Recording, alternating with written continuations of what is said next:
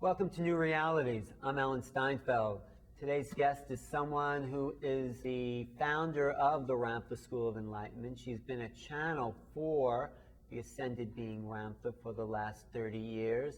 And she's also the author of this book, My Story, A State of Mind, which is her autobiography about the years of her childhood and the years leading up to channeling Ramtha. I also want to show you, before we get into the interview, a little clip of Ramtha if you've never seen him. So stay tuned. I am a teacher and a God. I'm a God because I experienced all of these things. And I am a teacher, not of truth, but of philosophy. I have already lived my truth. It's my truth. It's not yours. It's philosophically and theoretically yours to be. But not yet. So I must become the teacher. I must plant in your mind outrageous concepts that you should never be afraid of. You can never fail what I tell you is in front of you. You can never fail destiny when you accept it. What is the school of ancient wisdom? It is to first open the mind and say to ourselves, there is more to me than what I see in the mirror. And there is more to me that I have yet to explore, and God bless me to have enough life to explore it. I want to be more than my body. I want to be more than my emotions. I want the power to heal, and I want the power to resurrect, and I want the power to know the meaning of a golden dawn and a stormy night. I want to understand it all and have no fear. The school is about mind over matter. It is about longevity. It is about awakening a God within a sleeping human. And even more than that, the most mind-bending science of all tells you that you're the observer collapsing energy into forms. So reality is held together by the realism in your brain. Because nowhere in this world will anyone look at you and say, behold God, that you are an eternal being. Only you. Why would you want to keep yourself in a box when clearly you've just begun? You're just waking up. But get ready, because things are going to change in this lifetime. Oh, my beloved God, my holy, holy Spirit, change my life, for I give you my will to do so. Into that, my beloved God,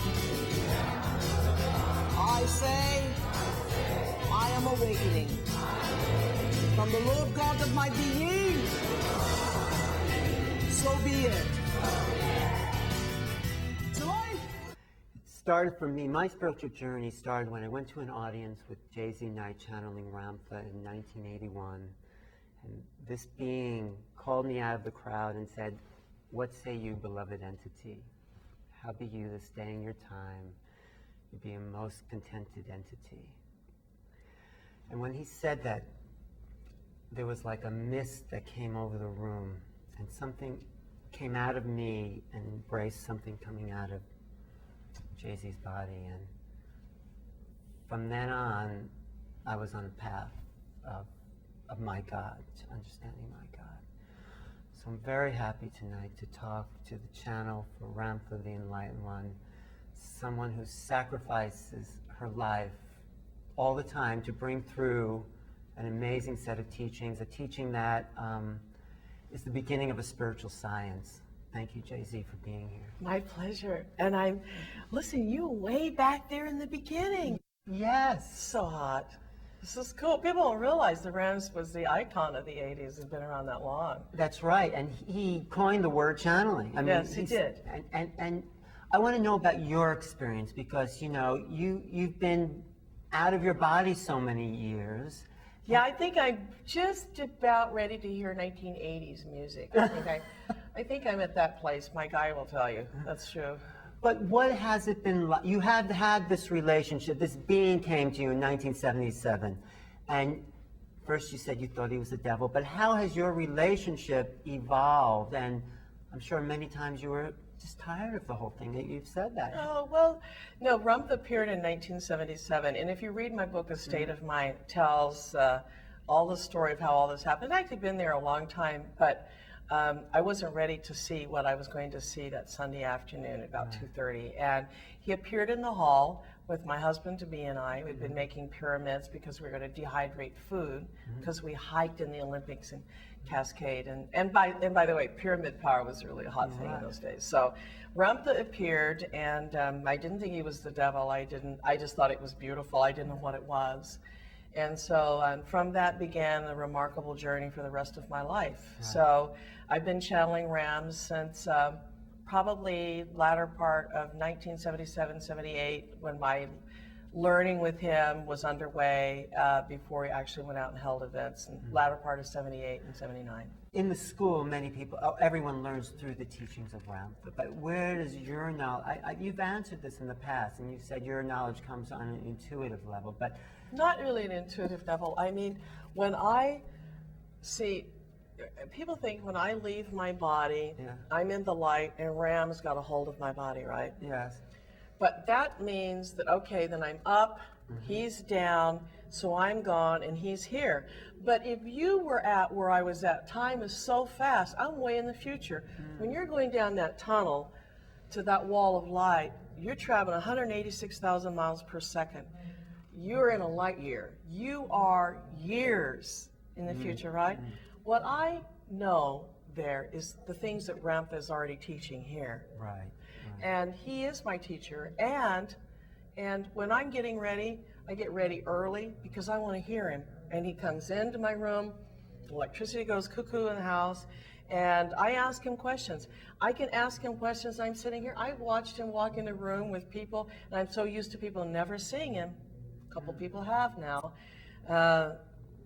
that I can ask him anything. A lot of times he may say, if it's about a person's personal, he'll say, that's not for you to know. But he'll say, not now.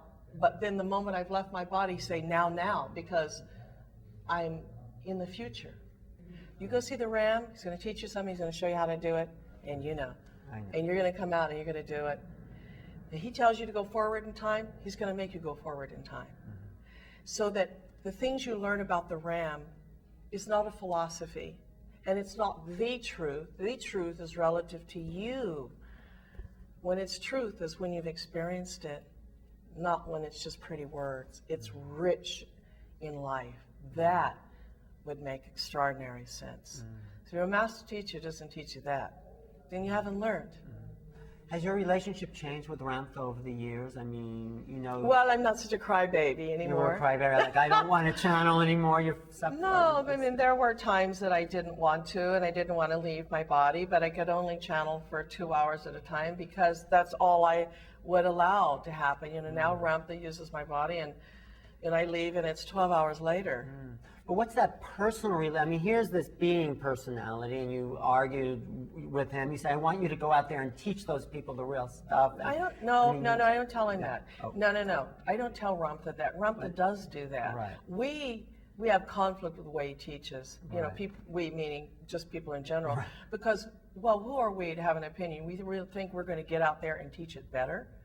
Or with the history or having the power to send those runners to people. You know, I mean, that's the part of the personality we get over.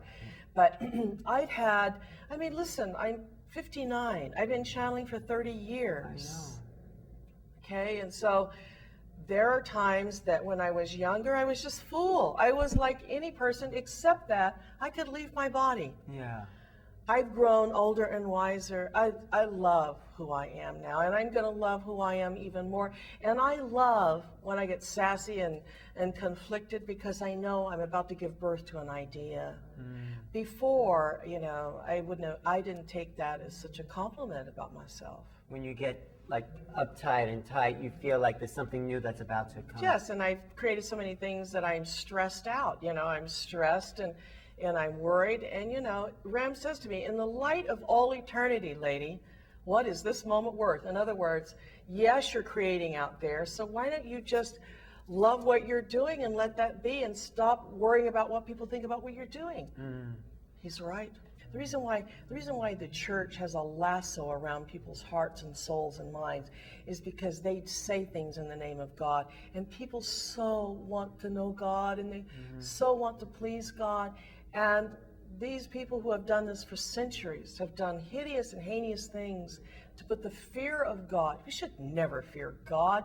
I mean, that's a religion. We are God. How could we fear what That's we right. are? And so people who want to know about what happens to them when they die, and where do they go, and what is the purpose, and where is God, and what does God think of me, should never be taken as a quip or as an offhandedness, because it's serious. At the heart of our yearning for love is that union with our Creator. And Ramtha teaches us where we go, why we go, where we are, and why we're back, by the way. And it's very practical. It can be matched up with science, it can be matched up with physics. It's not airy-fairy, whales in space stuff. It's real. And when we get those answers, and we realize our God has always loved us, you can never fail something that the Hubble telescope can't even fully photograph. How can we absolutely be such buffoons to think that we've disappointed God? Only if we have bought in to a religion or a concept or an ethnic group who believes a certain way, just because people use that to control people.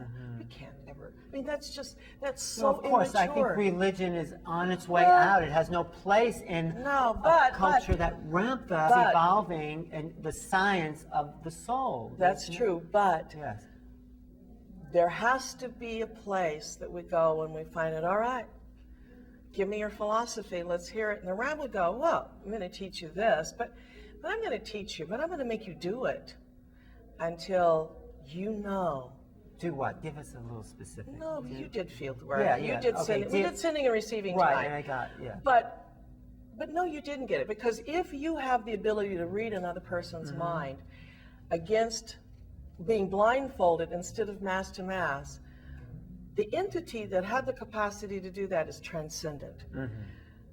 The study of transcendency in ourself is worth the effort to find that forever in this lifetime we are free of dogma and fear and inadequacies, and that that knowledge isn't philosophical, that it's actually meaningful, and that the truth is being experienced through our life when he tells it, when we realize it. It's no longer philosophy, it's real. We are this person. Now, understanding where we came from, where we're going, what we have done, gives us a whole new mission and purpose in life, and to be able to go forward. We are consciousness and energy, creating the nature of reality. We can only create what we know. God only knows what we know. It's up to us to know more, bigger, better, more fabulous. And his teaching, though, is about letting go of the personality. His teaching, first, if you start with the personality, you're in trouble. Because everybody's going to argue for their limitations. Everybody does. No, the teaching is that you're God. That's the teaching. And that from that eternal place that you've always been, that you're incarnated into this beautiful physical matter, which quantum physics and the observer could absolutely explain how you became this person. But the personality is indigenous to the body, and it's indigenous to the neural net of the brain. So how and what we are is the knowledge that the Ram brings. Once we understand that we're a divine being, we're everlasting, we've always been, we always will be in understanding time, then we get down to saying, okay, then why is my name James, and why am I a guy, and you know, why do I think this way and other people think that way? Then begins the context of the revealing of what self is as a human being, and why, although we all have fingerprints, we're all different. So although we're all human beings, our manifestation as a human being is slightly different than the person next to us, and we understand why that is and what we're here to do. So essentially, Ramtha's message was and is that you're a god, and he could tell you how you're a god, why you're a god, and give you the history and show you that in Ramtha's model of physics. And then the explanation, okay, so all right, now I'm a human being now, what about that? And then on with that. So that the evolution of the teaching is to finally, for the human being, to be at peace with their God, and that it's not in some tabernacle. For the personality to be at peace with their God. Well, the personality is a closed system. It's already got its bias and prejudices, but the observer inside that's working that brain. When people say, my intellect didn't like it, but there was a part of me that knew it was the truth, that part is our continuum. The intellect, the personality is a closed system. It has weighed, it has experienced things by the time you're 32. It already has an opinion on everything. So it's cynical on all things and has a place called philosophy that it puts and tucks away concepts and memorabilia that it really doesn't have to live. Right, people, places, things. Things, times, and events get tucked away in this nice little neurological vault where philosophers, stuff goes, religion goes, a lot of stuff goes, but it doesn't have to live it. When we know, when our personality is confronted with its own mortality, then it wants to know how we can continue to live. And that's how the self is born in our personality, and we begin to change. We begin to create reality, a different life for ourselves. Right. You know, one of the disciplines at the school is finding your card. So when the first time I found my card, I went analogical, and it's as if I wasn't there to find it. Another part of me that was still not conscious found that card. And I wanted the ego, the person, what I call the ego person, I wanted to be there to find the card, and it wasn't. Your personality cannot find a card blindfolded in a field bigger than a football field. And it's an index card this big. Your personality is only there to help the brain imagine a concept and to follow instructions, to put it in your frontal lobe and hold it there. Your personality is impatient. It's running a program. It's like a record. You know, it doesn't want to stop. It wants to run the record and then go back to the beginning and run it all over again. But when we put it in the frontal lobe, then the observer in us, that which we are, which is eternal, gets a look at the picture that is contrived from our personality. That observer sees right through that picture, that hologram that the brain has made. That then becomes the architecture that reality is created, that we get this experience, that our body gets to experience, and it's our altered ego, or our personality goes, I can't believe that happened. That's right. Our personality doesn't find cards. It doesn't do the magic. But the path of the school, the work, the great work, as it's been called, is to transcend that limited. Utterly. Right. And to go, even Ramtha says, I went where the personality of Ramtha could not go. That's true. Yes. And so you, as this being, want to also go where the personality And is. I have been. So what's that like? So tell me I want to know your personal truth. I have a remarkable life, a life that's in and out of time, that people expect me to remember things that I don't remember, or expect me to know things when I wasn't even here. It's a remarkable life. It's like having amnesia every week for long periods of time, and then waking up where you began, and that sometimes I channel so much because I'm not in my body. I know. I'm died, I've gone on, the Ram's got the body. He's working the body. So many days, I think there was 1 year out of 365 days, I think we counted, it was 210 days that I was out of my body. I practically didn't even have a year. Right. So for me, I have to also find out who I am. And as much of what I've seen on the other side, it's so difficult to incorporate this into my personal life, because in my personality is locked into people, places, things, times, and events. And so I struggle sometimes. And sometimes when I say things, it sounds like I'm judging. And so, then after a while you stop saying things, because you understand that it's not taken for what I know. that I have to forget what I know and simply be what is I'm supposed to be, you know, in my personality. And we all, every master, every person has struggled with that.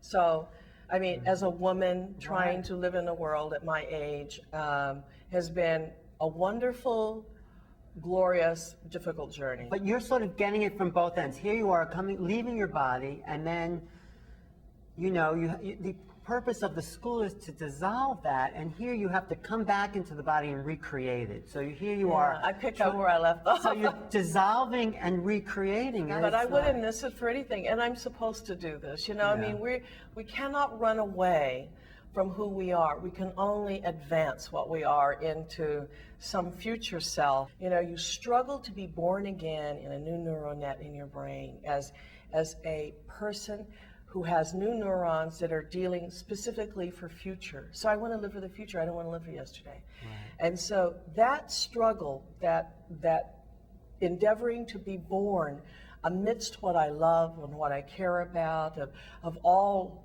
you know, the house, the dog, the people, I mean, everything. Advancing in the midst of them is a difficult and arduous journey. Yeah. But that's what we're here to do. I mean, that's what I'm here to do. No, and you're doing it beautifully. And Thank I know, you. Yes, you are. You are a great example for everyone. What's left? You've been a mother. You've been a wife, and a great person in the world. A grandmother, a lover. All that you've been. Still am. But you've been the human. I can see, and I don't know you, but you've been the human drama. You've been it all. And my observation. What is there left for you? Well, I'm 59 years young, and I have been everything that most women hope to be, try to be, wish they could, and hope they never get to be. Yes, you've been everything. So what is there left for you to dream if you want to share that? I like putting my mind into projects without guilt, you know, and to know that I can do it. And I like walking on the edge of concepts, you know. I don't like being conservative.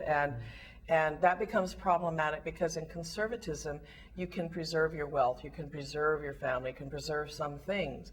But if you're going to richly evolve, sometimes you have to walk on the edge of all of those things and be all right with, well, if I throw it all away for this, am I okay being poor? Of course I am. I came from the cotton fields, you know. I mean, we lived in a shack. I mean, I've lived in a car with my children before being homeless was fashionable.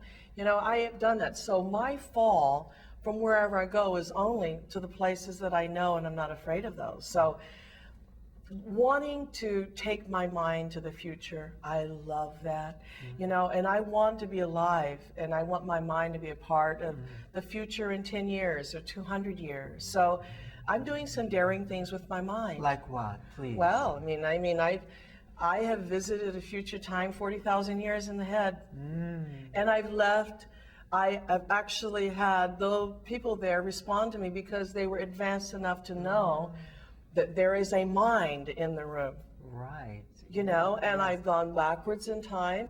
Okay, well, you would think that wherever I go, when I leave my body and I go back up that tunnel, that I would have some stories to tell about what I know and I've seen, and I do.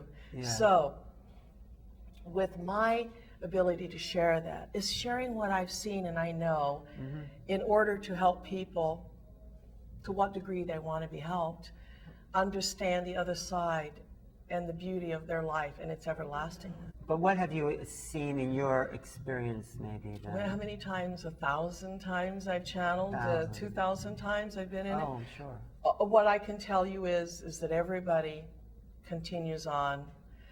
Your body is a frequency vibrating at gross matter on this level, but if you change and move into a different part of your brain, your body would start vibrating at a faster rate of speed and would disappear here and reappear on one of those levels that tunnel goes through.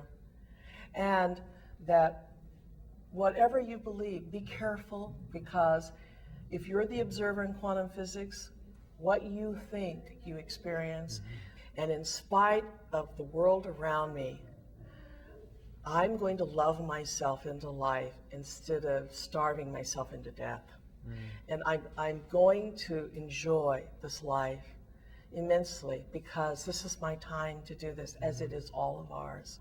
Yes. I am in a different part of my brain, because once upon a time I was really ill. I'm not ill anymore. Now, I'm working, this brain mass has already owned all of those things.